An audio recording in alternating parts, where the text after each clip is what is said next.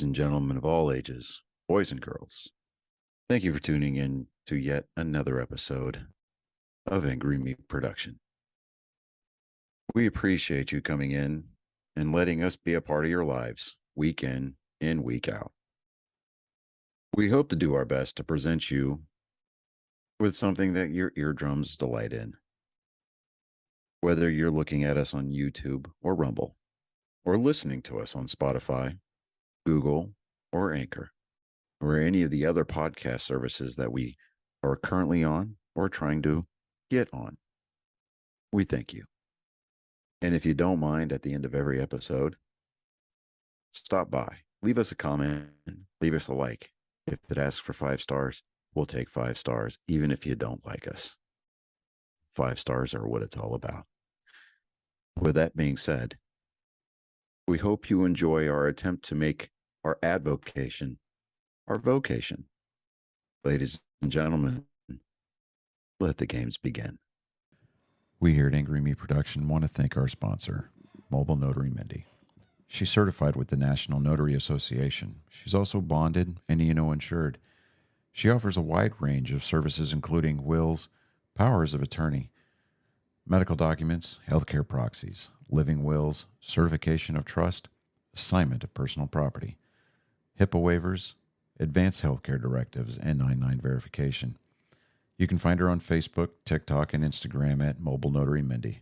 You can also visit her webpage at texasmobilenotarymindy.com. That's TX, mobilenotarymindy.com. Thank you so much, and enjoy the show. Welcome, Angry Faithful. Today we have Zachary Okes with us from Canada, fan of the show, wanted to come on and see how podcasting's doing, and found out he's, evil cousin, Canada, doesn't have guns. But yeah. But we're gonna have a good conversation. Hopefully you can join us and have fun with it. And so hockey is the one thing you wanted us to cover. That's the one thing that I was like, oh, he's from Canada. Figured out. Yeah, now that makes sense, right? Yeah. I was like, U.S. is not much. It's very hard to find hockey fans, but Canada just loves hockey. And I watched hockey. We got Dallas Stars like 2 hours away. Yep.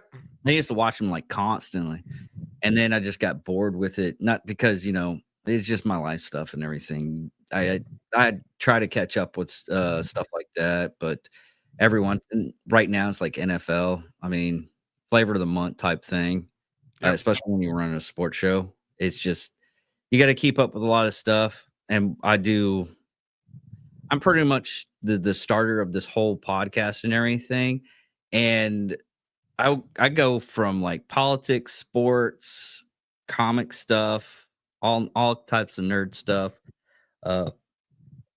and it bogs me down sometimes. So I just every season I'm like, what am I supposed to pay attention to now? I got a little bit of that too. I was like, I've always been a super like all into hockey, right? But my team is I'm a Montreal fan, right? I'm not sure if you follow league at all, but we've been kind of stinking for the last few years. So I've been looking for someone to watch, and I started watching the Raptors, obviously the Canadian connection, and then the Bills as well, because that's the closest thing to a Canadian NFL team we have. And then when those seasons are overlapping, it's like it's hard to keep up with them all. So I fully understand. Yeah. Oh yeah, because right now, because Max was the one who's like, we need to get somebody for hockey. I was like, then you popped up. I was like, I got someone from hockey. I just got to I had told him, it's like, dude, I'm not a sports guy. I don't know sports people that well. So if it flops in my lap, it flops in my lap. But it's one of those things is I know a little bit about hockey, just like the big pivotal moments that a lot of people don't. I'm surprised nobody knows about. It's like that one dude that got cut in the neck. I mean, it happens a lot more than I realized when I did more research on it. But I'm like, good Lord, they're tough. Yeah, man, I'm a referee as well, and recently in the OMHA, like the Ontario Minor Hockey Association, we've like made like neck guards like fully mandatory, and you get tossed out if you don't wear them. I get serious about that because of how often like those freak accidents that aren't even that rare happen in minor hockey, NHL, like all these different levels. It's brutal. But yeah, I'm not sure if you heard about if Shea Weber, if that name rings a bell, but it was just released that when he was on Montreal and we went to the Cup Finals, he was playing through like a torn ACL, a broken foot, and like a bunch of different conditions that he had. But it was Stanley Cup Finals, right? That's playoffs. You can't miss that. So it's he just got inducted into the Hall of Fame, and that came out. Oh, And it really? was, Okay, yeah, I'm looking at the induction speech right now. yeah, 10 minutes long, but yeah, hockey's. I mean, I'm surprised there's not that much. I mean, you have the what was it back in the day? It was like a '70s movie. Uh, Blades, Steel. no, it was What am I God. thinking of? It had like there was like three guys in there. There was all there were three goons. And they all wore glasses. Oh, the Mighty Ducks. No, that wasn't the Mighty Ducks. That had those the slap shot. Slapshot, yes. Yeah. I love the shit out of those movies. I mean, they did like 3 or 4 of them. They were great movies.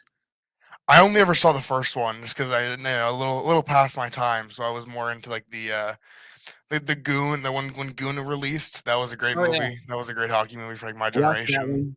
Goon 1, Goon 2, yeah. Yep. That was What else? The Mighty Ducks, like what I grew up on.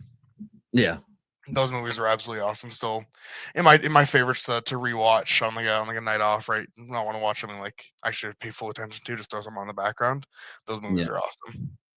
Yeah, I do that every once in a while. I'll put something on in the background, but I make sure it's something like I don't really want to pay attention to that much. Yeah, right. It's the balance of like something that's interesting enough to watch when I want to watch it, but when I'm not tuned in, I don't want to miss anything too important, right? It's like My brother-in-law's is Wally's Wonderland with Nicolas Cage. It's like the Five Nights at Freddy's, but the cheap version where he doesn't say a single word all movie. I wonder how much they paid him not to say anything throughout the whole movie. And they probably got him just paid him just enough to get there, but not enough to like actually put in any effort into like remembering lines or anything like that. Yeah, but that's a great movie for that because there's like no dialogue to miss out on. Yeah, it's one of those things. Is the villains of the movie talk, and the person that's defeating them doesn't, and it's like a reverse Jason Voorhees. Yep. Yeah, that's a good way to look at it. Yeah, it's like we're cheering for almost like the not antagonist, but like the weirdo in it. Yeah, which is it's so freaking awesome to see that though. But what exactly on a hockey's fan would you actually just to get them started in hockey? What would you get them to start watching? I mean, you could do the NFL, NHL. You could have them watch the NHL and everything, but I mean, nowadays a lot of this people that are watching hockey are like Letterkenny fans that I noticed, and what's the new one out that's Shoresy, yeah. Yeah, I mean, like, there's a ton of different like media that you can check out like that. Like, if you're into the old kind of like the rough and tough stuff, then obviously if you want to watch like highlight tapes, like Don Cherry's Rock'em Sock'ems are a great place to start because all that is just highlights and hits. Like, it's the really fast pace, like get you into the highlights of the sport, right? But if you're wanting to actually follow the league, then I think the best place to do is just pick a team, and go in on it. I know Amazon Prime right now is making a documentary on the Montreal Canadiens, the team that I follow.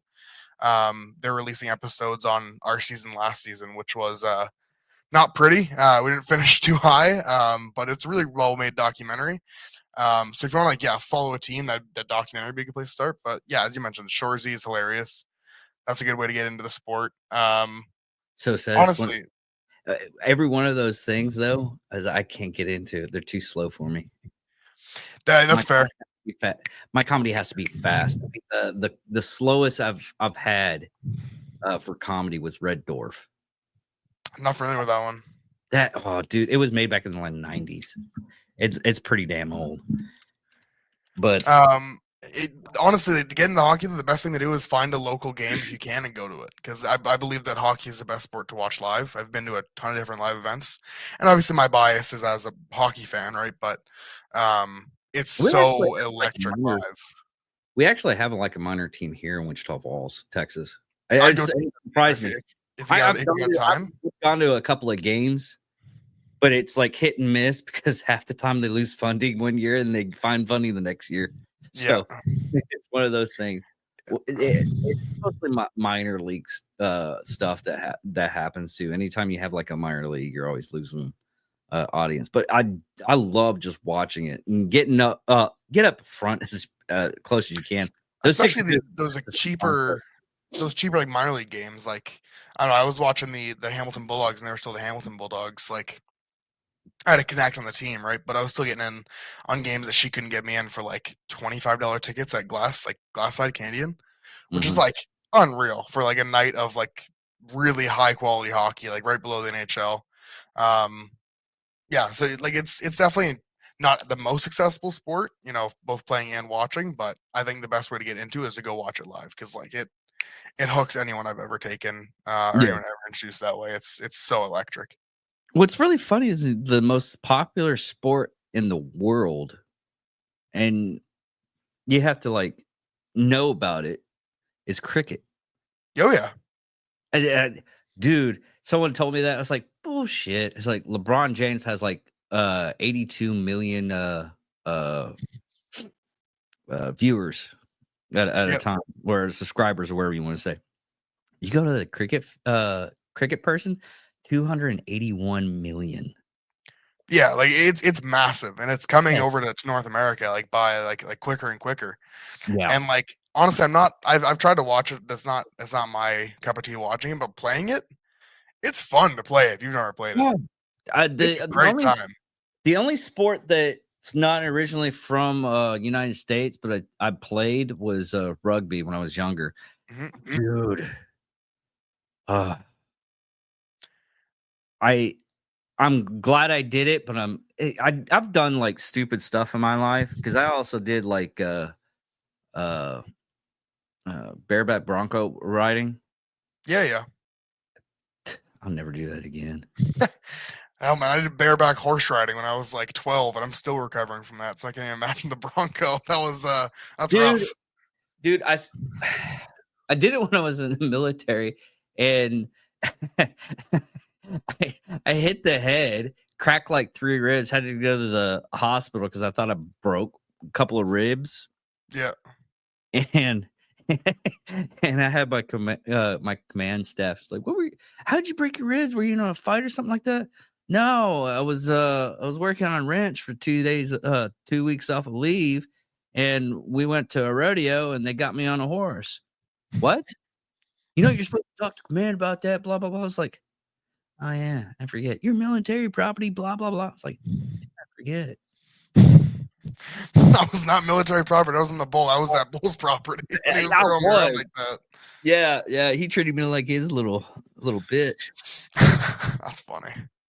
But we were before the show. We were talking about throwing projectiles and everything, and I was actually going to suggest if you want to like practice like drills and everything, like get airsoft gun. Is there still? They're going against laws where you can't do airsoft guns too, right? They're iffy right now, but as of right now in Canada, that's fully fine. Okay. Yeah. No, I've always been more partial to archery than any of the shooting ones. And mainly because of accessibility. I had it growing up, like camp and everything, like right, like we had archery, so I was from a young age I was into it. But I do like whenever I had an opportunity to put like a scope on my bow, I tried it and it was like it made it almost too easy for me, right? Because it was like I'm not like going for like the top score. I want to see if I can like kind of intuition, hit it with like just knowing, right? So I've always been partial to archery over shooting, but I have I said I've been to the range and it's fun, like it's powerful, right? It feels it feels fun to shoot the target, right? I gotta get back into it.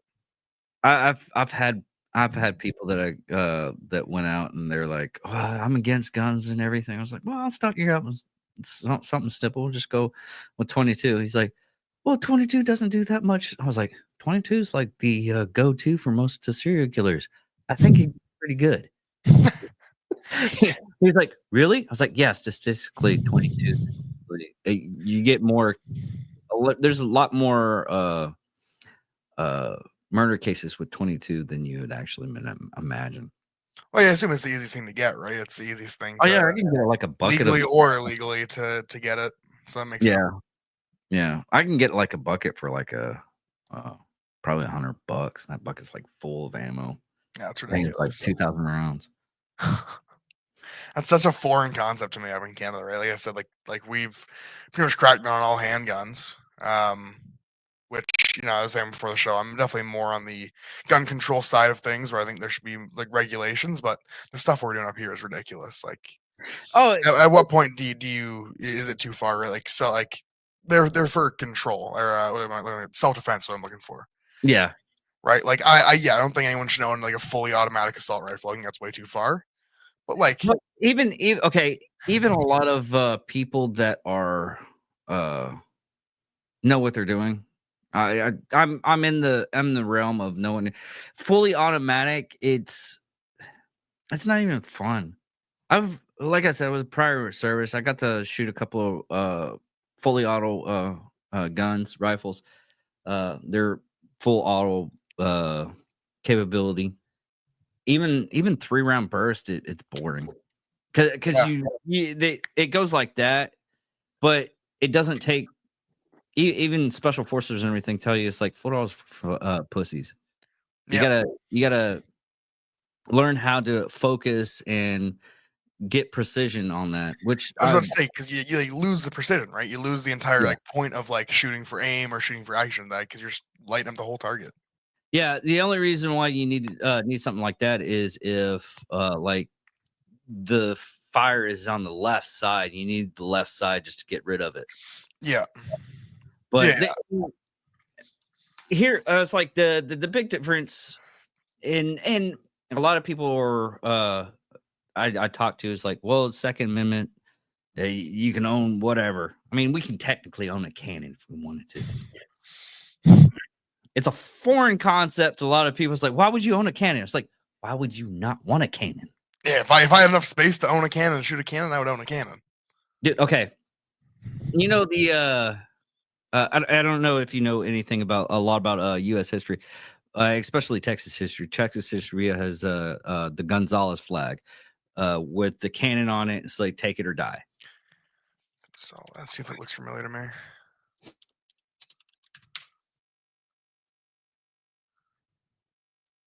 Commentate, yeah.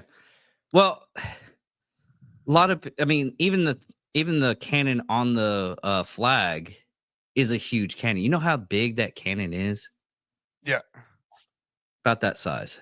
Yeah, it is super ridiculous. But the whole concept of it is they're trying to take our arms. And they were trying to defend themselves. The cannon didn't even work. I mean, you can go to Gonzales and check out the original cannon. And it's really, really small. It's like, they fought for that. You know what? I get it. that sounds like a good story. I just more research into that. Yeah, it is funny. It's like I did research, and yes, a lot of times when I do interviews and everything, I get off topic real easy. My ADHD just once I get one topic, it's over.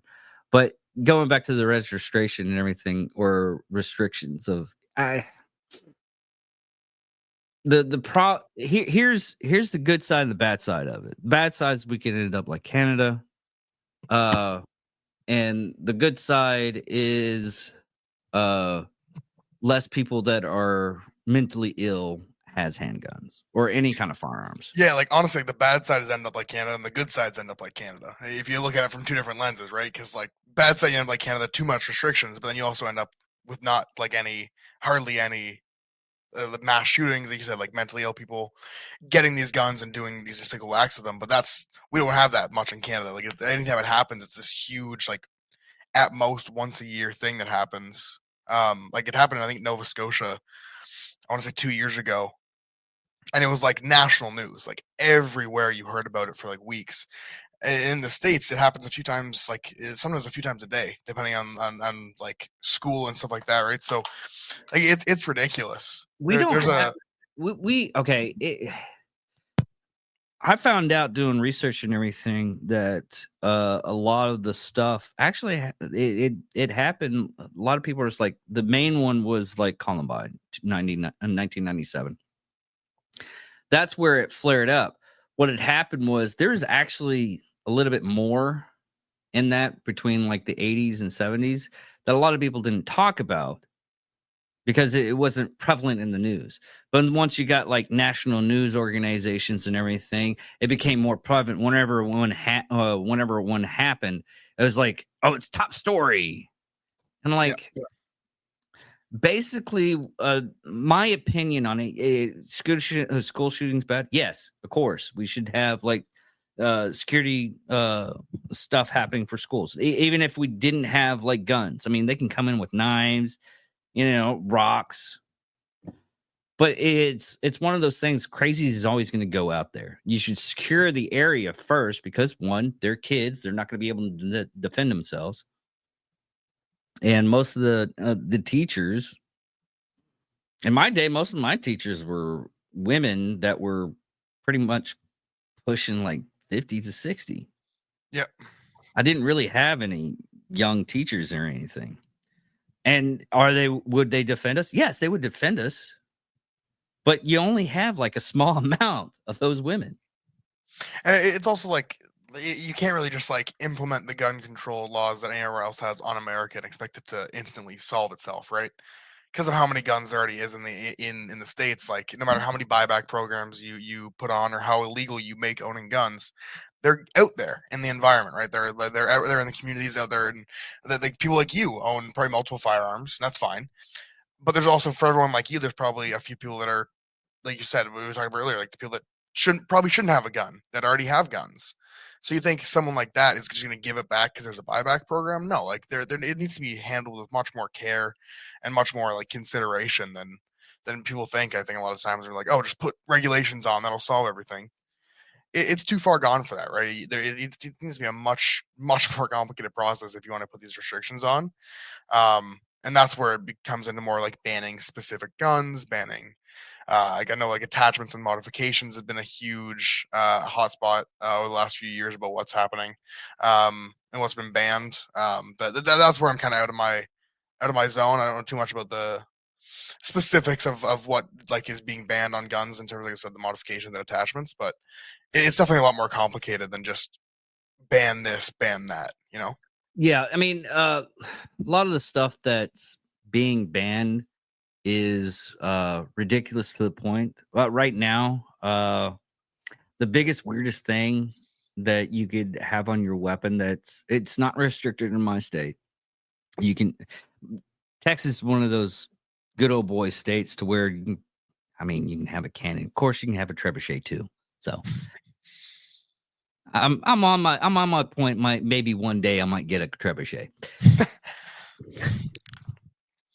But a suppressor is one of those things that a lot of people are up in arms with to the point where, oh, you shouldn't have one because it makes it quiet. I was like, it doesn't make it quiet if you actually know physics and everything. I mean, the quietest you could get it is with a 22, but like I said, 22s are pretty they're pretty devastating anyways. But it's you can make that very quiet, but other than that, I mean, like an AR-15 in a 5.56, you can it's supersonic rounds. So after it shoots out, even if it has a small amount that when you're up close with it when you first shoot it, but afterwards you get this big crack.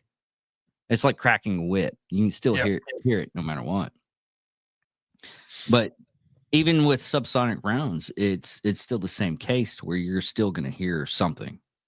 I mean, a lot of people are in this mentality that the movies that people watch, that's real life. And it's not real life. It is fantasy.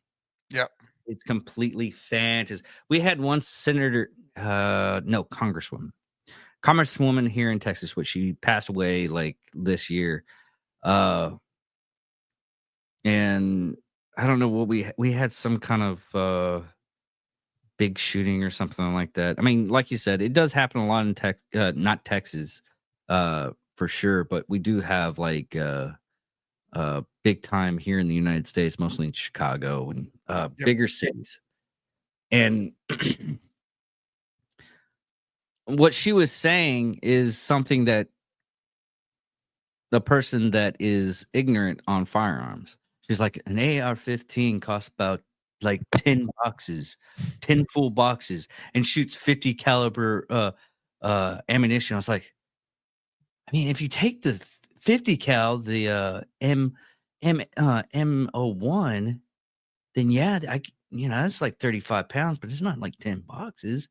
It's just, I think she's talking about that one. In a roundabout way, I think she's talking about that. And a friend was like, no, she's just being an idiot. I was like, yeah. Right. Yeah. Because I'm one of those people, I like to, maybe she's doing this. I'll benefit the doubt. Like, yeah. Benefit the doubt.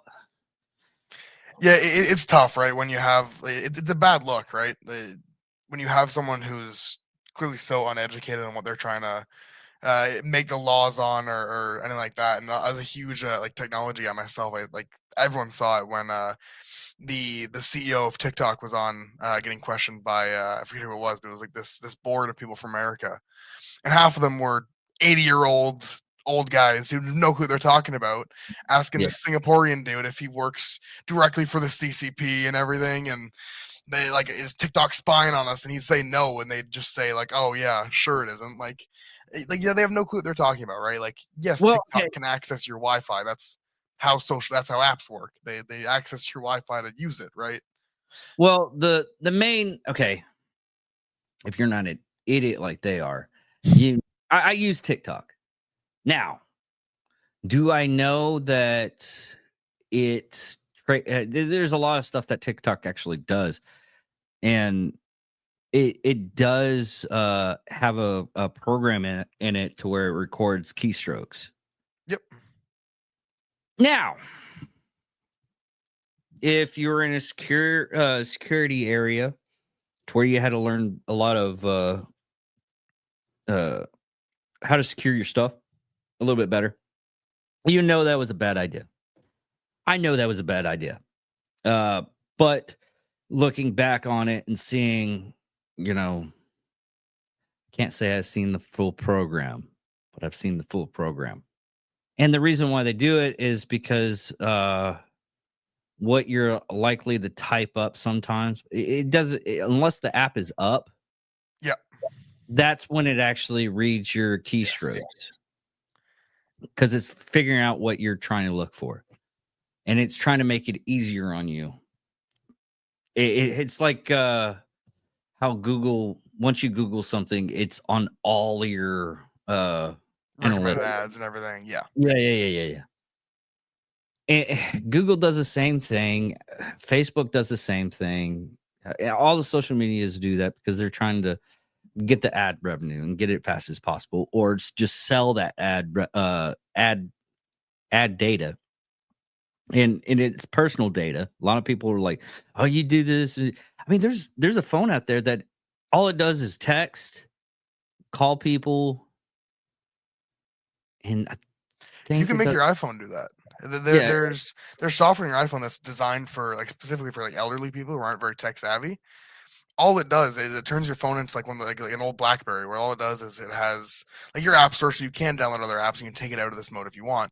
But it's like 4 big icons. It's like text, call, internet, and I forget the last one is probably like settings, or like flashlight or something like that. And it turns your iPhone into that if you want that. Yeah, it's really cool. Like I worked in tech sales for a while at a company, like selling like phones and computers to people, and like so many people had no idea that like, oh, I don't want anything complicated. I just want the cheapest phone there is. Cheapest phone there is just as complicated as the most expensive phone there is nowadays. It just sucks more. It's just gonna make you more angry, right? Like a lot of people are just going to flip phones because they feel it's the easier way. Yep. If you want to remove yourself from everything, yeah, that's pretty much the only way to do it is just get like buy a flip phone. But even those are north of $200 nowadays. And they're not gonna last you too long. Speaking from experience, and having those people bring them back those phones a few months later because they're slow and they're buggy and they're not doing well. They have that nice price tag on them, but you'll be back in a year and a bit, right? You gotta Yeah. invest in something decent. Well, that's what I try to tell people is like sometimes buying cheap isn't the bright idea because we were talking about the handgun I was showing you before the show. That one caused me upward of $5K. Yep. It's a great gun. It shoots well. I mean, I had to go to the range and get all the quirks out of it and everything, and learn the process. What you should do with any kind of firearm. I mean, Yep. learn the process and everything, see how it works, run it through paces and everything. But I got someone in my family, namely my father, that buys the cheap stuff. Then every once in a while, he's like, "It just doesn't want to work for me." I'm like, Wonder why? You paid for the cheap one because you want a lot of them. You know, quality over quantity, Dad. Yeah. And that's the same thing. Same thing like everywhere. Right? It's obviously technology background, but like people buy the cheapest laptop to do like a program for them, like what it's actually called, but it's like a architect software, AutoCAD, and they buy the cheapest laptop, expect it to run AutoCAD perfectly. It's like that's not going to work. It has these minimum requirements. You're gonna have to spend a little more on a laptop, and if you don't want to, that's fine. I'll sell you this cheap laptop. You'll be back here in a week. Like, if you don't take my word for it, that's fine. But I'll see you next week. You have to invest in decent equipment. I mean, even now, doing the podcast and everything. I mean, yes, I have it set up just because I just wanted to use my because I didn't know how long we were gonna go. Yeah. So instead of using my phone, because right now Apple's like for podcasts and everything's wonderful. The only problem is the battery life on a phone when you use it as a camera, which it has the best camera right now for the cheapest, and you can link it and everything. The problem is it drains the battery way too fast. Yep. And I'm eventually just gonna have to pony up and get like a close to what $3,000 camera just so I can have that kind of feeling and everything. Honestly, not even because you got to think like most of the time, like for a podcast, if it was if you were doing a live in person podcast with like a bunch of people sitting in chairs, then yeah, it might be worth it to invest in something like that. But for something like this, where it's just like yourself, you can get like maybe $150 webcam that's like shoots in 4K at 60 FPS, and anything more than that would just be complete overkill for a individual one person shot. Well, yeah, no, you're right. But I also wanted to do other things with it. There's a whole reason why. Yeah. But it's one of those things that's one thing that gets me is people that don't want to do research. They're just like, oh, if I buy this heavily, I mean, everything I get. I mean, even the laptop, I got the newest. Last year, newest one last year. Yeah. MacBook Pro. Yep. I mean, it works great. It's better than any computer I've had in a long while. But, way technology goes and everything, it's going to be obsolete within like 6 months. Yeah, I was going to say, is that the M3 Pro model or is that still the M2s? I assume that'd be the M3s. M3. It's the M3 right now. Yeah, that's such a nice device. That's going to last you a long, long time. Oh, yeah. Yeah, that's the whole reason why I bought it. Because if I buy something like with a heavy price tag, I want it to last at least, 2 to 3 years. Yeah. That's future proofed for a while, and Apple's done a lot better job ever since they switched over to the M chips rather than the Intel chips. They've done a lot better job at preserving their technology to the point where even like the M1 devices are still working really strong. So that's going to last you a really long time. That's a solid device. I've never really liked Intel all too much. I've never really been an Intel guy. AMD, I've been giving them a stroke every once in a while. I was like, you got to, if you buy anything, buy AMD. I just made the switch over from Intel to AMD myself in my personal rig, so I've been enjoying it so far. It's such a nice chip. It's a nice and it's night and day, really. I mean, your Intel chip and everything, it works and it gives you kind of good quality, but a lot of companies go AMD only because of the basic the processing speed. They even go for the chip itself. It's pretty much on like most graphic cards. Yeah, like depends on what you're looking for. Like multitasking, Intel takes the cake. It takes it every day, right? But you also got to consider the 14th gen chips that just came out, the i9 14 900Ks. They were recalled. I think they were officially recalled a few months ago because of how many of them were just faulty and not doing well at all. AMD, that hasn't happened in a while, right? AMD is good for like processing power if you want to run like a single application, whether like gaming or like if you want to do like just AutoCAD. AMD takes the cake there every day. But Intel, yeah, if you're doing multitasking like stock trading or anything like that on multiple screens, I recommend an Intel chip every day. But for the majority of people, you're only doing one thing at a time. So that's why I usually recommend AMD for reliability. And as of late, their driver and software updates have been fantastic too. Yeah. I haven't been in the world of technology for a while. I get into like one thing, and then I had to shut my brain off on the Yeah, other. you have to be so into it to be into it. Like you have to be keeping up with it every week. There's a new huge thing, right? So it's overwhelming to get into for I sure. like the new TVs they have now. They're 110-inch TVs that just came out. Dude. Yeah. Oh yeah. Dude. I mean, the cheapest one you can buy is like $2,000, but that's really cheap for that though. yes, compare what I was like right now. I have my screen up, and that's the reason why if I don't look exactly like him, I'm not looking at the laptop. Same with me. TV. But I got like a 70-inch for probably around about $500. That's ridiculous. I mean, I gotta keep in mind that's American too, because it's a lot cheaper than it sounds like for me.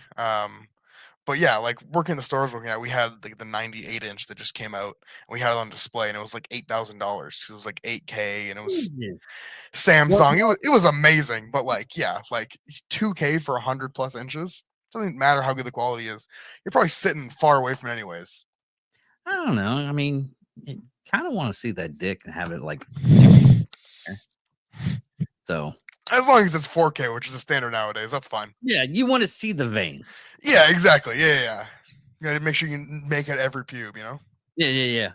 You want to see each and every stroke, and you want to see it like, zits on her twat.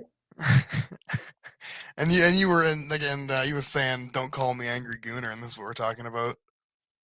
Oh no, I'm perfectly fine. Johnny has the problem with the Johnny. What did y'all call him? Well, we had a few. There was Johnny Sauce. There was Johnny Sauce. Yeah. Yeah, the angry gooner. There was Salad Man, and the Jacka. The Jack is. That was perfect. He loves that. It's like the Jacka.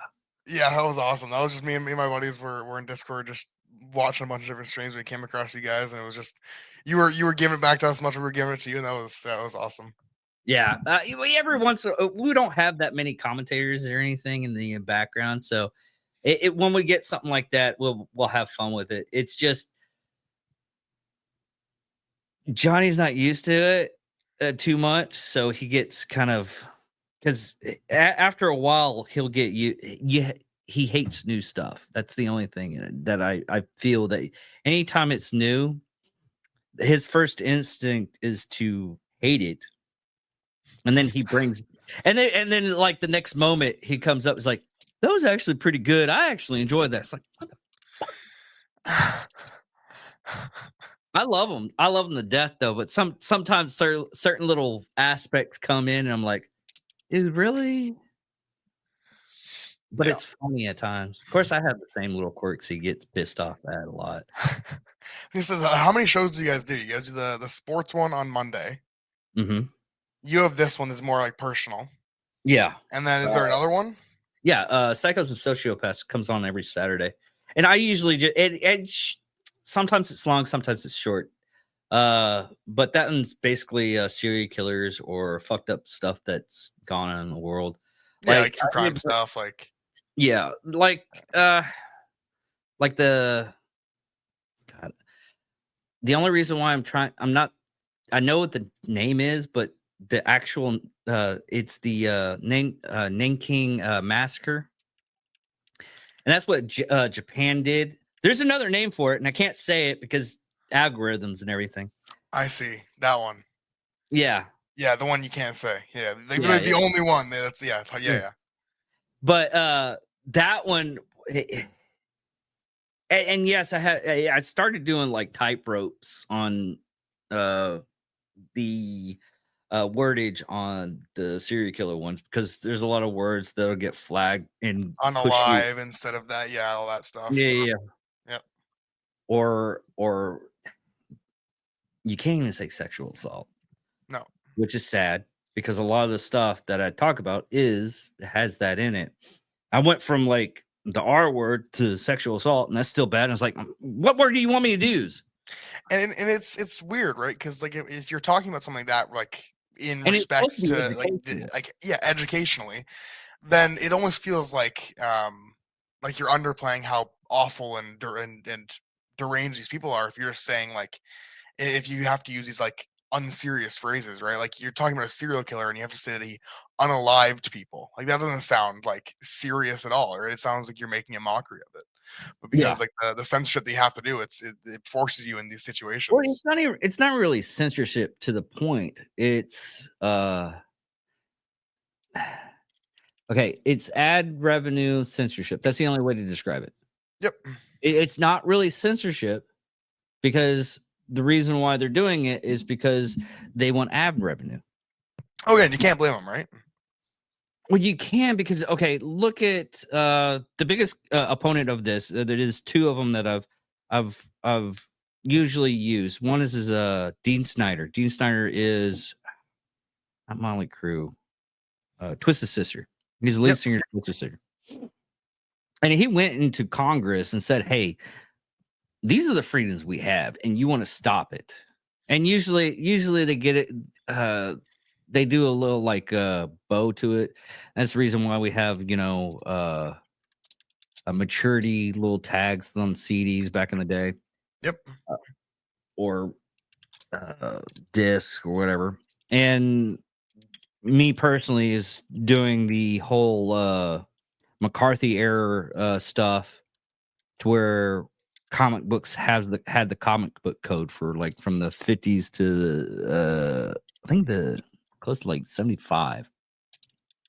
And that was all because it had to go through this process and everything. They just agreed it to it so they could keep on doing the publications. Even Stan Lee went up at Congress. He's like, if you take a poll and you say the boys that read comics are the ones that are bad and they're the ones that are killing everybody, then you can go to a boys' home and say the same thing. If they get rid of the comics and all they're doing is drinking milk, you can say same thing as milk. Yeah. That's the same opponent. The commonality, right? Where it's like, yeah.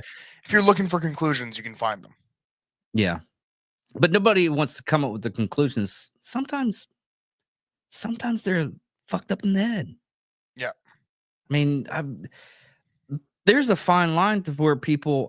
I've talked to a kid that he was severely beaten by his mother, and he's still 17, so he has a world to grow to where he might snap one day. But as of right now, I did the interview and everything. He was so soft spoken. So, I mean, that's literally how you breed a serial killer. They're usually, oh, he's the nicest person. I would never think of that. Yeah. But one day they snap. But that's everybody. Everybody has like that little twitch that's in the back of their head. Once someone steps on it, boom, they just go absolutely crazy. Everyone has a breaking point, right? It just depends on how hard you break and how quickly you get to that point. But yeah, it's it's interesting to say the least. It really is because I worked corrections and I had guys that were like you would think like buddy and everything like that, and they get one bad phone call and they're just beating on the walls and everything because that is an environment where the people there aren't in sane mind, most of them, a good portion. And you work corrections. That was like in like a jail or in like a prison or like what was that? It was a prison. Yeah, but I don't know if Canada has two different styles. Jail is where you where you get captured by the cops, and that's where they put you until you go to Until you get your hearing. Yeah. yeah, you get your hearing, and then you go to prison where it's bigger. Yeah. Yeah. Yeah. We both got the privatized systems that are That is fucking a ridiculous. whole nother, That is it's a a whole whole nother different topic. ballgame.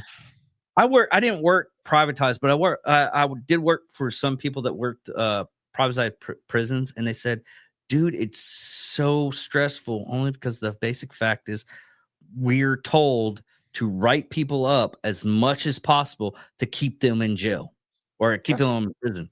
I'm like, Yeah, it's not about reform in North America. It's about profit, which is absolutely terrible. It's greed, and it's horrendous.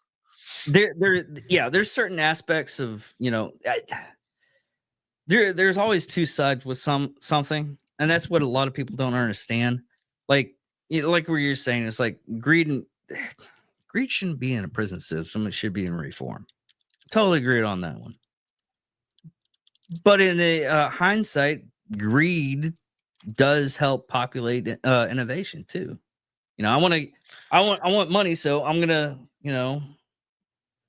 start building something or working for somebody or do something that's no one's doing. I knew a guy that got fired from a university. Just he was the lawn guy, so that's all he knew. And mind you, he was dumber than a box of rocks. He was not the brightest. He is now worth probably about $4 million. Yeah, because that's what he did when he got done with the MSU. I mean, he has help with accounting and everything now. Because I went to go visit him one day. He's like, "Oh, you got a nice little operation right now." He's like, "Yeah, I'm worth about $4 million." I was like, "Really? sounds Who like Forrest counts your Gump. money?" I was literally. I asked him. I was like, "Who counts your money?" "Oh, I have an accountant right over there." I'm like, "Right on." I just making sure. Yeah, the difference between like stupid and dumb is stupid people don't know when they're out of their element, right? You can be dumb in a certain thing. Like, I know nothing about accounting like that, but I'm smart enough to know that I know nothing about that, and that's why I'd let someone handle that if I ever got to the point where I need to, right? It's Oh yeah. that's the difference, right? If you can recognize you need help, I don't think you're dumb. Yeah. I've had people. I was like, I did some charity work for a special needs company. Yep. Basically, sometimes they needed a volunteer work and everything, and I would go volunteer to help them out. All I did was take them up to Walmart, and these were like people with Down syndrome. Yep. And I went through line. I was like, "Hey, let me go first because you're a little slow with the." I wasn't making fun. I was just like, "You're slow counting money and everything like that, and I'll help you out. So let me just get my stuff first, get it out of the way, and I'll help you out." He's like, "Okay." Go up there, and I'm like putting my card in, but I'm putting it in backwards. So I was like, "Oh, man, I'm a fucking retard." The woman at the counter is like, "Sir, right behind you is a person of special needs." Dude, without skipping a beat, this asshole decides to go, "No, he's retarded. I have to help him out all the time." I'm like, "You motherfucker." That's awesome. Oh, dude, I felt stupid as stupid could be, but I wanted to bust out laughing, and I just was like, I gotta hold my composure until we get out of this situation. Got out of the situation. It's like, see, I got my stuff without having to fuck up. What about you? I'm like, God, dude, this is awesome. This is gold. Yeah, man.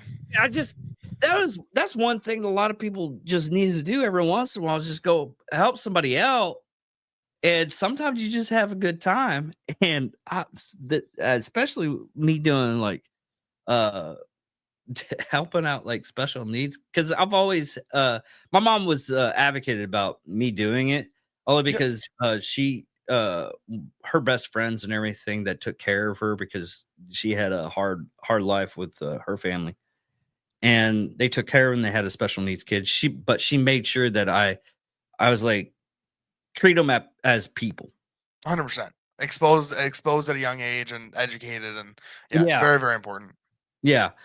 And I kept that up, and it's really sad is anytime I'm feeling down, I feel more it, I'm not helping them, they're more or less helping me out, and it's a great time. I Well, enjoy it. yeah, it's very symbiotic, right? Like obviously, Mhm. like it's like the same thing as like when you'll see like someone like recording donating to a homeless person, right? It's like it's that that's obviously a more like controversial example, right? But it's like yeah, like you're helping them out, but it's also very self-serving, right? Like Yeah. it's walking that line, right? But yeah, doing like just volunteering like that, it definitely it's awesome. It makes you feel good. It helps them out. It's a win-win.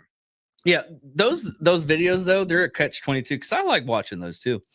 And yes, onions crash my eye. Like someone throws onions every time I watch those videos sometimes. Yeah. I mean, they open them up and they were like crushing my eye and everything. Yeah. Those assholes. Or I get like a really bad sinus infection and I just can't, You just can't control it. Yeah, it's not your fault. Not my fault. Anyways, it's a catch-22 because some of those people do it just to get we'll call it, they're trying to get the gram. Yep. But there's some of them that I was told on one guy that I was watching and was watching. He was on a podcast. He was like, "Yeah, I do this one to get people to look at those people as people." And he's like, I have an actual job. All the profits and everything, I take all those profits and I give to certain charity groups. And he lists, he shows paperwork. So I'm not messing around. I'll show you all the paperwork. I Yep. do this to help them out, help out these charities, and get them like in the limelight, so people will go out and help them out. I was like, okay, but you also have those douchebags that do it and they get all the money and everything, and they do here in the United States to get. I guess away from the taxes when you get it's a money making scheme. Yeah, they And label it as a nonprofit or they label it as a write-off and everything. Yeah, yeah. yes, and they only get like they only have to spend like 2% of the profits. Yep. Which is beyond me. And a lot of people was like me and my dad went up to they're doing a lot now. We went up to a store and it's like, hey, we want to give to veterans on this. I was like, no, I give to, and I had a person right behind me who's like, well, you don't support the veterans. I was like, one, I'm a veteran, and two, that's just helping out their profit margins. He's like, what Yep. are you talking about? I was like, okay, we give them money so they can give to other people and they can take that off of their taxes. He's like, is that how they do it? I was like, yes, that's how they do it. Yeah, Walmart doesn't care about veterans. Walmart cares No. about tax write-offs, right? And it's interesting, like you said, it's a catch-22 because at the end of the day, yeah, that money they're donating, 2%, yeah, it is but going to someone in need, but like it's also helping out this mega corporation that screws over 10 times that like whoever you're helping. oh yeah, Like 10 times the people like that day, right? So it's what can you do, right? You're damned yeah, if you do, damned if you don't. yeah, and I can give you a list of other places that would benefit that dollar. Yeah. I mean, we did one show. That's all we did. The entire show, we were like, this charity, and we'll go over the charity. Find this charity, go over this charity. And there's some of them that there's one in general I can't talk about because of the whole incident that happened in 2020. We all know what happened in fucking 2020. I mean, y'all got screwed really bad. Certain states got screwed really bad too. Yeah.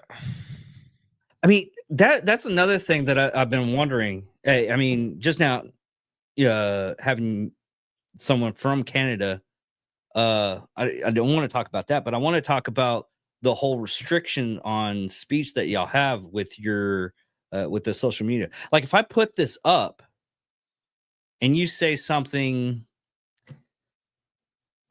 I guess if you spotlight somebody's gender, say it's this, even Yeah, though like something inflammatory or something like that, Yeah. right? Yeah. we're just saying it that way. how in trouble would you get for doing it on my show, though? Because it's actually produced in the United States, but you said it as a Canadian. See, it depends, right? Like we definitely have like the like hate speech is a crime here.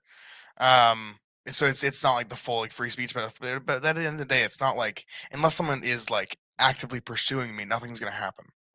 Oh, Right? okay. Like it's a lot less strict than a lot of people, especially in the States, think. And especially when you have like the American politicians that are like lobbying for like, oh, it's crazy up in Canada what they do. It's all just fear mongering. Like it's really not bad. If you say something that your employer doesn't like and your face is plastered over it and your face also plastered your company, then yeah, they're gonna get rid of you because obviously it makes the company look bad. That's how companies work at the end of the day. Well, yeah, that's But every. someone, yeah, like if I went on here talking on the online talking about someone was saying inflammatory things about them and like disrespectful like slurs or whatever like that, then yeah, I would probably have to deal with that in like the court of law. But like at the end of the day, I don't think that's a necessarily awful thing, right? At what point does the free speech cross into harassment, right? Which is a crime anywhere. Um, but I mean, that's basically it. Is that free? That speech is more treated as harassment here than it is in the States for the most part. Well, here's the thing. Here's the opposite of that is how do you know if a person's racist or not unless you let them talk about that shit? See, I mean, that's the thing. That's the thing. Okay, say the person is. I'll have to say this because I actually know the guy. A gay Nazi. Don't. It is hilarious, dude. that's, Yeah, it's so hilarious what he told me. I was like, I'm gay and I'm a Nazi. I'm like, are you what? But yeah, what? that's like an oxymoron. I mean, it's two things that's hitting each other. So I guess he's, used to it, but it's just one of those things. I'm like, really? Anyways, how do you know that person is not is like that if it's not? I mean, I can understand like I'm the same way that online stuff. I mean, yes, you'll get lots of followers, and yes, you'll also get lots of followers for saying those hateful things. I mean, a lot of people don't know this. It's like, oh, the KKK is still prevalent. Yes, but we narrowed it down to about 2,000 people. And I'm sure Canada has hate groups too. I mean, it's all over the place. Everybody has hate groups. They're just named different things, like ISIS. Yeah. But it's one of those things that it's in human nature to hate the opposing side. Now, how far you carry it over and everything, once we find out, oh, they're real assholes. Let's go gather them up. But are you? I mean, it's free will just to be, you just don't hang around those people. I think there comes a point where not hanging around, like if it's like someone you disagree with politically, or if it's someone that like you're against morally, then yeah, just avoid them and then that's fine, right? But if it's someone that's like actively perpetually what am I looking for here? Like actively peddling like hateful and harmful rhetoric, I think there does have to be a further conversation than to just like avoid it, right? Because if like that's how movements start. That's how people with No, you're followings that are peddling this harmful rhetoric. That's scary, right? That's how these groups that end up with big followings. That's where they start, right? So at what point do you draw that line and say this is not something I can ignore anymore, and this is something that we need to do something about? Yeah, but look at Jim Jones. I mean, okay, we know the after effect. Yeah. Okay. But if you look at what he was doing and everything, I would probably say he's a great guy and wonderful guy. Now, once you get in the back door and everything, after we found a lot of the stuff out, but I mean, a lot of the stuff that he did, he was I mean, he did so much wonderful stuff for the civil rights movement. It was unheard of. But Jonestown, It was all for his personal gain. Yeah, it was Right? for his It was personal all gain and for everything, but we still didn't know that until like Yep. it was like last minute. You're Mhm. never gonna know like the last minute stuff.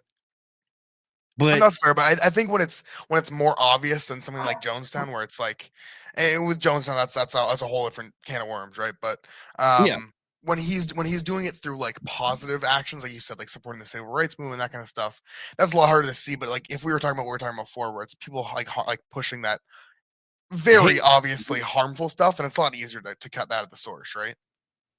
Well, yeah, there's a lot of philosophies into and stuff like that. Like I guess it was man, I can't tell you who it was. But it was just a philosophy I just heard, and I was trying to write it down, and I forgot who it was.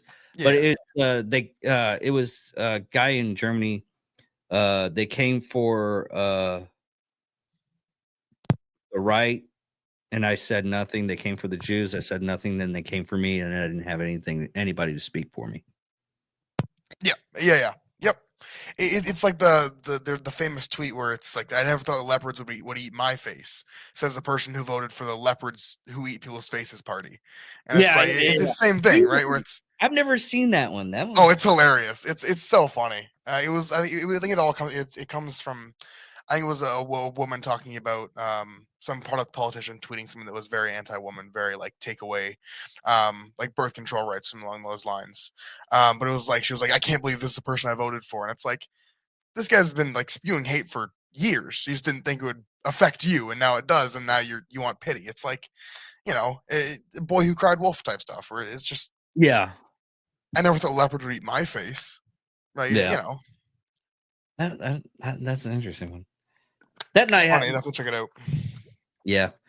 Uh, no, there's a lot of stuff like learning about other cultures and everything. Now, Canada really, even though it's like our cousin, Yep. I really don't know that much about Canada. Now, I know a lot like Middle East stuff because I had to go there. Yep. But it's so that's another rhetoric that a lot of people don't understand. It's like there's people out there that's never even left the town that they lived in most of their lives. Yeah. And they don't understand like I blew somebody's mind when I told them that I went to a cave down in Texas, down in South Texas. Texas, one of those big states. Yeah. And I mean, literally, you can go 8 hours and still be in Texas. Oh And yeah. it baffles people's minds. Like, no, I'm like, yeah. Same thing with Ontario. You can go like from where I am to Ottawa is about 6 hours, and that's like, Really? yeah, oh yeah. Canada's just as big. It's just where our population is like in like the bottom 10%. Really? Yeah, if you look at a population map of Canada, it's like ridiculous. Like I think it was like 90% of the population lives in 10% of the land or something like that. I'm not, don't quote me on those exact numbers, but it's crazy. Wow. Because the strange thing to people like when I tell them fun facts about Texas and they freak out. It's like as much as land that we have in Texas, 93 or 97% of the land is privately owned. That's ridiculous. Yeah, that we That's have tigers. ridiculous. And we have most of the tigers too. Yeah. In the world, right? Yeah. Yeah. That's Here, and I Googled it. Well, this is like a couple of years ago when I found out when Joe Rogan said it, and he became popular. Well, not popular. He was already popular, but he said it. It was a popular soundbite. Like, yeah, popular soundbite. Well, I have a friend of mine that's down in South Texas, and he was whitetail hunting, and he got himself a night vision scope. Night vision, thermal, whatever it is. Well, he saw this wave and it looked like a cat's wave, but it was a big cat. He's like, "Oh, that's probably cougar or something." So he gets in his vehicle. He's like, "I don't want to deal with the cat. I'm going to go ahead and get in my car and go to a different site." Yep. He gets in his car. He turns on his lights in his car and everything. Fucking Bengal tiger. Someone let their Bengal tiger out. Is that true? That's true? Yes. That's terrifying. That's ridiculous. Yes. That's ridiculous. I know the hunter that I was like, because it popped up on one of my feeds. I was like, oh shit, that was real. Yeah. And I That's called him up. insane. I was like, dude, did you get pictures of that tiger? He's like, no, why? Did you tell anybody? Oh, I told everybody. I put it on Facebook. I was like, dude, you're viral technically. He's like, Yeah, what? like this is it goes way past the person that posted it initially, right? Or it's just it gets bigger than the person. It's so weird how stuff goes phones up because I don't get it sent to me that often anymore. Is I like making fun of scammers. Yep. To the point to where they come up with those like, hey, would you want to see me naked? I'm like, well, yeah, but I'm the one that is hilarious and it gets sent to me a lot that I've sent out. I only sent it to one person and it got sent out. Is I was like, hey, do you want to see me naked? And I reply back, yeah, but right now I'm in a morgue and I'm taking the intestines out, so I'm pretty dirty. So just give me a moment and send me the photo. It's like, so you're not doing anything right now, bitch. I just told you I'm fucking excavating an old lady that just died 5 minutes ago. Well, that went viral, and every once in a while, someone sends it to me. And it's like, oh, dude, check this out. This sounds just like you, because it is, you dick. Yeah. And they're like, oh yeah, you did send me this. Oh, that's where I remember it from. Yeah. Or the God, there was one. Forget what it was. Something to do with Smurfs. Anyway. But it's just so funny. It's like right now doing stuff and supposedly being getting popularity and everything. I mean, if this is popularity, this is just, dudes hanging out and people want to listen to dudes hanging out. But it's just funny how a lot of the stuff that comes up, and nowadays it's kind of shifting a little bit to the point to where like comedy's different in the United States than with you guys. In what way do you think? I've heard of comedians when they go to Canada to do their bits, they have to cut a lot of their bits out. I was selling tickets for Canadian comedy shows for a while there. The job I'm at now, and there was like I was selling for like I'd say probably the most like not offensive, but the most like kind of risky one at the time was Matt Rife, and it was after he kind of got in trouble for his special, which personally I'm not a fan of him at all. I don't think he's that funny. But he, as far as I know, his set was the exact same as it was in Ottawa than it was in when he performed it in Washington. Really? Oh yeah. Hmm. I've been I'm a pretty big fan of comedy myself. I did it once. Looking to get up and do it again. But like it's I think that like anything can be made funny, but if you're just punching down, that's when you get in trouble. And Anthony Jeselnik put it in a great way where it's like comedy is getting away with it. If you say something offensive and people get mad at you, you can't just say it's comedy. You didn't get away with it. You weren't funny enough. You just made people angry. That's not the point of comedy. Comedy is making people laugh, not making people angry. You know? Yeah. No, I totally get that because I don't know if I consider the stuff that I did was punch down. It probably is punch down, but most of the stuff that I do say, it's usually it is like punch down stuff. But I have some other materials when I was doing open mics, and it's one of those things. Is I'm a better writer than I am a better comedian, but I realize that. I mean, I write a lot of comedy skits and everything, but me doing them, it's probably totally different because I have like it's so sad is I don't like dry humor, but I'm really good at it. I love dry humor. Love dry humor. It's the reason why I can't watch Shorzy or Letterkenny. Because it Yeah, really yeah. is it's very dry humor. It especially early Letterkenny is super dry. It's Yeah. like I can watch super Red Green. Red Green, I love from y'all guys. red green. What's that one? You don't know Red Green? Come on, you're Canadian. I know, right? Sitcom. Yeah. Yeah. It was It's like fucking you ever watch Trailer Park Boys? You know what that couldn't watch is? that was still too dry for me too. Yeah. But that's like very like small town Canadian, like yeah. But It's very dry, but it's like basically tailored for people like me who grew up in like small town Canada. That's like it's that's so anything funny in to me. small town, really. Yeah, You know, I watched a couple of episodes and I just like I get bored with it way too fast. that's But fair. that's literally small town bullshit. I mean, Yeah. I never grew up in a trailer park, but I grew up on in base housing. Yep. And it's the same bullshit. I mean, when you get a bunch of people that are basically broke together and they get I mean, it's government housing. And you have to live you have to scrape I mean, one, you scrape by a lot of the stuff that you can't afford, but you still hang out and do weird shit and it's all kinds You of fun. entertain yourself. Dude, I had so much fun. But what's really funny is when you grow up and you start talking to normal people and you're like describing your life, it's like, do you go to therapy? Why would I go to therapy? Because you're obviously traumatized. Oh, that makes sense now. Yeah. That's normal. Like finding out Oh. later in life that like what you went through wasn't normal or like what your normal was is crazy to someone else. It's yeah. Yeah, okay.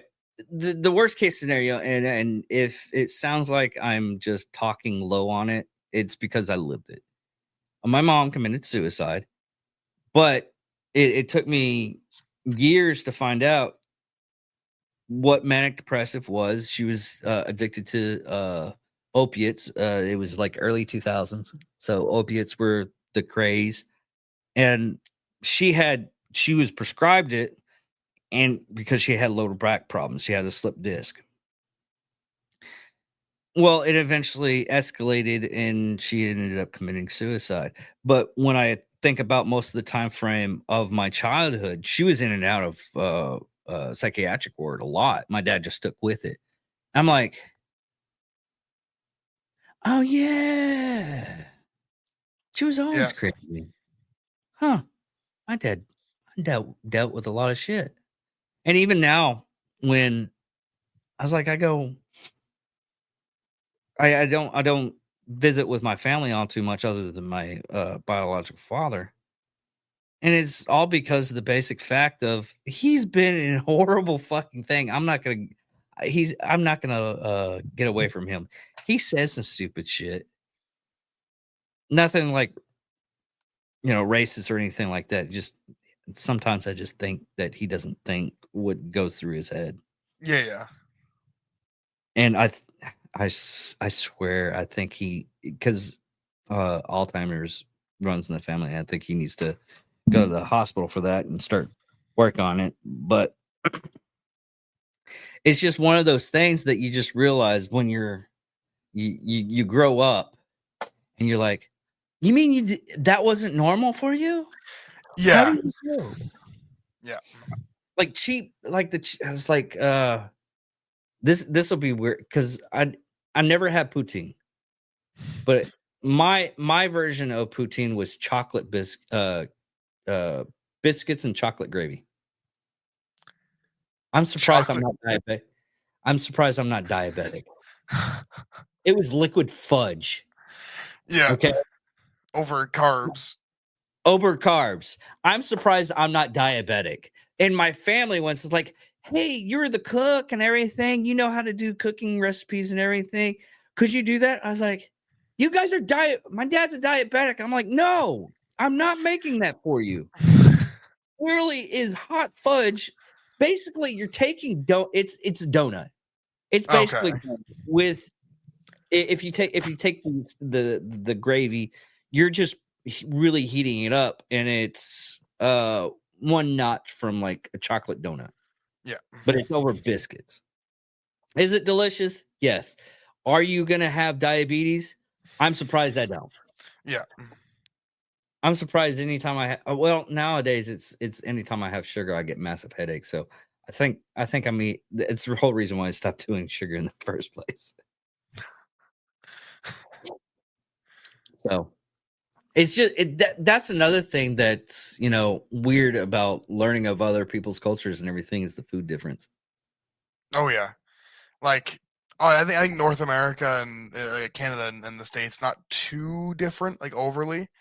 And I think it depends on where you are in the States as well, right? Like obviously, the more north you go in the States, the more similarities you'll have to Canada. But like, um, yeah, like culturally, like food difference elsewhere the world is crazy. I remember in college, my buddy made me this dip, and it was like you start with like peanut butter and like added a bunch of like savory stuff to it, and I was like not anticipating it at all. And he made like put like beans in it and all this stuff. It was one of the greatest dips I've ever had. I still make it from time to time. But yeah, it's just like whole different flavor profiles, whole different like what's normal, what's completely out there. He had a Thai chili pepper with all of his meals. I ate one of them and I was out of commission for an hour trying to rinse my mouth out. Like it's completely different. No, I still want to try this as Vegemite. Yeah, that you have like the littlest bit of it on bread, and some people love it, some people hate it. Yeah, that's what a lot of people say. It's like a tit for tat type thing. But I Yep. don't like really because the way they described it was like really bitter, and I was like, I don't know about that. I don't like bitter stuff. I mean, the most bitter stuff I get is like coffee. Yeah, like do you take your coffee black? Yeah. Yeah, I'm just getting into coffee like recently. I never had it growing up, so like it's an acquired taste. Well, okay. Here's the thing.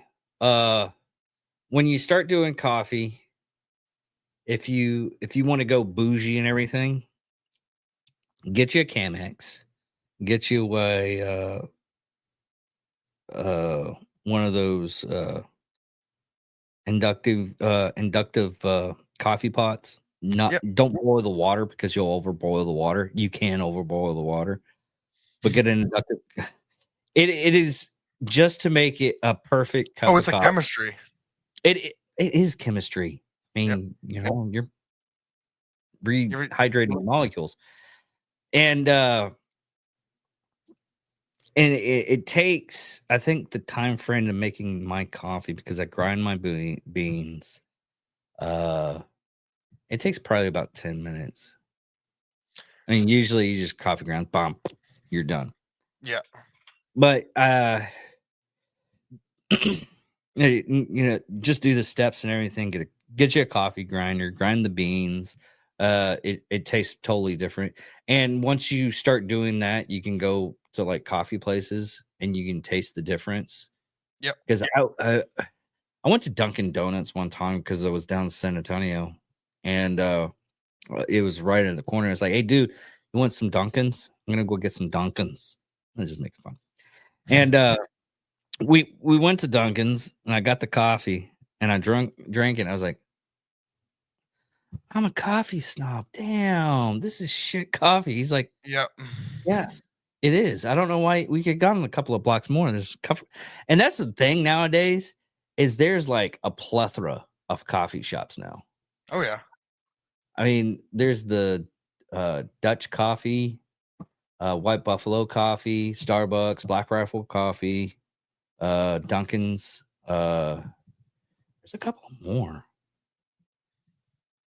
But yeah, make that shit yourself. It's the only way to go, really. Have you ever heard of the coffee or the what is it? The Krispy Kreme coffee? You ever know that story at all? So they were having like trouble selling coffee. Like everyone would come in and buy a donut, and it was like I don't remember the exact percentage, but like no one was buying a coffee with their donut. So what they did is they had a program where if you get a donut, you get a free coffee. Like one donut gets you a free coffee just to get people. Their intention was, okay, people are going to try our coffee, they're going to like it, and the next time they come in, they're going to buy one when it's not free anymore. But what happens when you offer someone something for free, they assume it's low quality. So even though their coffee was in blind taste testings, like ranking above like other fast food coffees, when people were getting it for free, they thought it was disgusting. They said it was like the worst coffee they've ever had. And then they made it expensive again, or not free again, and the sales went lower. It's all about like perceived value, right? Over anything like that, especially in like the fast food world, where if you slap like a fancy packaging on there or something, people are gonna like it more than if it's more than the taste. That's you say that story. That's the same story of Vegas and their buffets. Yeah, Yeah. What yeah. happened was they I mean, back in the day, it was notorious. Go to a Vegas, you go to the buffets, and that's where you save your money. You can go to a buffet for like $5 there. I mean, you can still do it. It's just lower quality. But they started upping the pricing and everything, not changing the quality of the food. They just changed the pricing, and they got it up to like I think there was one place that never changed the quality, but as soon as they changed it up, the prices to like close to like $17 a plate, people was like, "Oh, this is the best food I ever tasted." Yeah. I'm like, they're like, Perceived value is everything. yeah, yeah, it's so ridiculous. I was like but if you do like research on stuff and everything, or you know what you're thinking of and what you're talking about, like food. You could talk. I can talk to you about hours and hours and hours on food and how to make it good and everything. I mean, there's and cheap ways to do it. Like the cheapest thing you could actually do is take those croissant rolls from I don't know. Did you get the tube croissants? Oh yeah, the Oh, blue my- tube. Yeah. yeah. Get that, roll it out. You can put any kind of meat or anything. What I like to do is like I make fajitas with it. Just saute that and everything. Put that on, roll it back up, put it in the oven about 15, 20 minutes. You got your roll and you cut it in half. People think you're culinary art fucking genius because you did that. And it's Oh just yeah. it's simple, stupid, and it tastes great. Put extra butter on top of it. Or you put like I mean, you can fancier up. You put like garlic butter on top of it and everything. You put it in the oven. It's like, oh my god, you're such a good cook. Oh my god, this only cost you like $5. Yeah. Yeah, adding like some like making a cream sauce out of your ramen instead of just like making it as a soup, and now you have like this delicious, delectable pasta dish that was like, yeah, it's super easy to cook up, right? You work a little Well, you bit in have a restaurant. It's I'm looking at this stuff. It's like, oh yeah, it's cheap. It's good. Even yeah. if you make the cream sauce, it's like, oh, that's innovated. Yep. Still, I'm not that cheap of a date. Yeah. I worked in restaurants for I don't know, just under 2 years, and the amount of stuff you just pick up, like working for in the first month, is that's how easy the basics of cooking are, and you can just go from there and experiment and have fun with it however you want. Oh It's yeah, it's people that don't know how to cook baffle me. I dude, don't know how you get through day to day life without knowing how to cook. Like dude. it's ridiculous. I had somebody. I'm the worst person to challenge, especially when it comes to cooking, because that's my forte. I love it. I love doing it. And that person is like, I'm gonna make the chili. Everybody loves my chili. This woman she had like a corn cob up her ass, and she thought her shit didn't stink and everything. Yeah.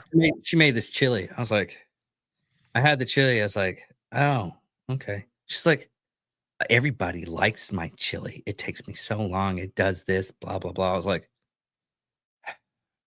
give me 3 hours and I'll be done.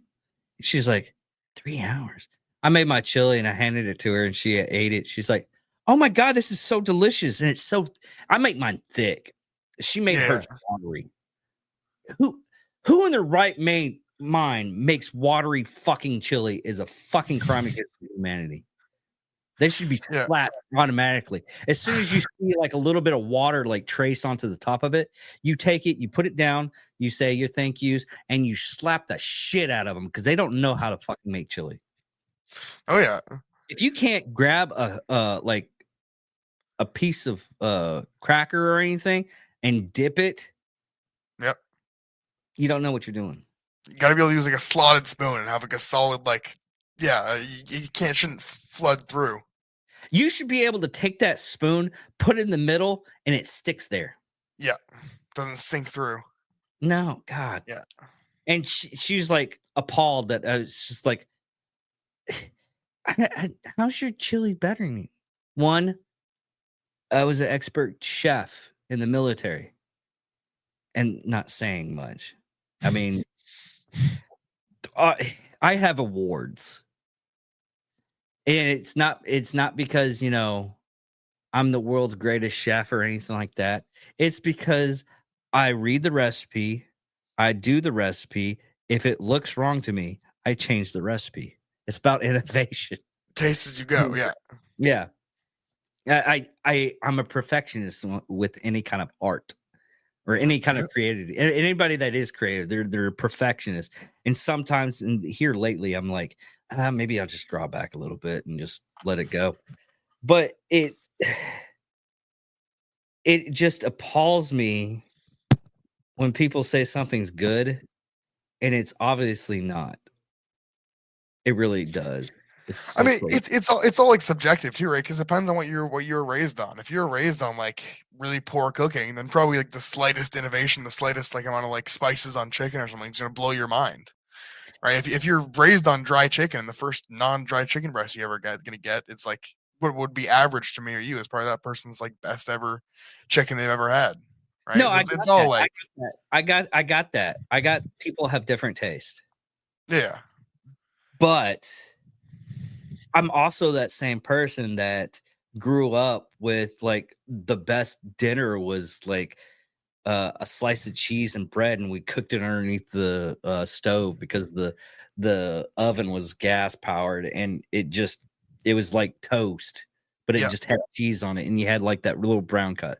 That was like great to me, and it still is to this day. oh yeah, But I mean, I've had like, because I had a part. I was like, "How do you make macaroni and cheese?" And I was like, "Oh yeah, it's again expert level cooking." And I was like, "It is easy.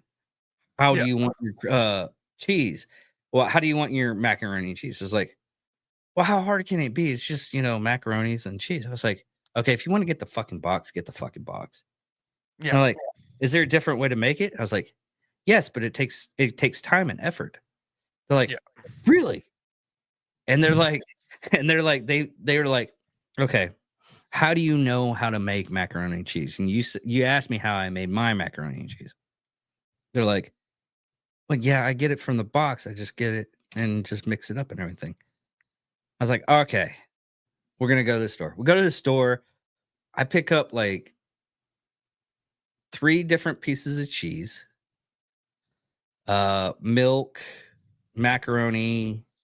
I had seasoning at the house, so I didn't have to worry about the seasoning at the house. And I get like croutons, the salad croutons. yeah, What you do with that, you crush those up. You make the cheese sauce where you have to use milk, flour. yeah. I make a roux, make all that stuff. Yeah. You get it because you know. You do all that. You make the macaroni and cheese. I didn't want to spice it up by putting bacon, little like chops of bacon in it. Yep. But I put the top part. I put the croutons on top. Yep. Because it has that extra seasoning on it. Like, but yeah, it's just like seasoned breadcrumbs, but you just crush up croutons. Yeah. It's a lot easier. Yep. Because it gets it's a faster crunch. I mean, you can just use bread, but you then you have to make breadcrumbs, and it's too much effort for what it is. Yeah. I wanted to make it fashion and efficient, but still fancy. Yeah. Which it still only takes I think it only took me about 20 minutes. Yeah, that's the 15, 20 minutes. Yeah, I put a guess for that. Yeah, because the macaroni. Cooking clean as you go. Yeah. And you create the sauce at the same time as you're boiling the noodles. And I did that, and they're like, "This is the best I ever had." I was like, "That's because I use like 3 different styles of cheese. I don't use anything that comes from the box." Yeah, it's not powdered cheese. It's Gruyere. It's actual cheese. You use Gouda, provolone, and what was it? I didn't use. I think I used blue cheese. See, I'm basic. I'll just do like old cheddar, mozzarella, and Gruyere. I never tried Gruyere. What's It's good. Gruyere? It's a softer cheese. I believe. I think that's what it would be softer. But it's a little more like punchy. It's not like too overwhelming. Which I don't love in a mac and cheese because you should be eating like you should have like a fully coated noodle. So you don't want your sauce to be too like punchy or too pungent. It adds a nice little bit of flavor compared to the other two. What's really good is using frying up bacon, and Yep. depending on what kind of like. I don't like to use maple bacon because you don't want to make it too sweet. No. Use like applewood. Yeah, just like a smoked bacon. If you toast if you have breadcrumbs, if you toast them in the bacon fat too, that's really nice. Oh, I've never thought of that. Yeah, that's really nice. Oh yeah, yeah, it would be. Fuck, never thought about that. Yeah, Well, dude. I was gonna say I hate to cut it, but I do have work tomorrow morning, so I was looking to stay on until around 12, which is where it's at now. Is it okay to cut it here? Yeah, we can cut it here. I usually when I go over a conversation, it's usually the other person has to cut it because I'll just keep on talking. Oh yeah, if I didn't have work tomorrow, I got a concert tomorrow night too, but I got taking a half day at work, so I gotta make sure I'm well rested for tomorrow night. Yeah. Now here we'll talk about offline. We'll just cut it right here and have a little conversation with you after. Yeah. But anyway, everybody, thank you all for listening. Thank you all for watching. If you like this stuff and everything, just keep on watching, subscribe, like, whatever. But thank you all. Goodbye.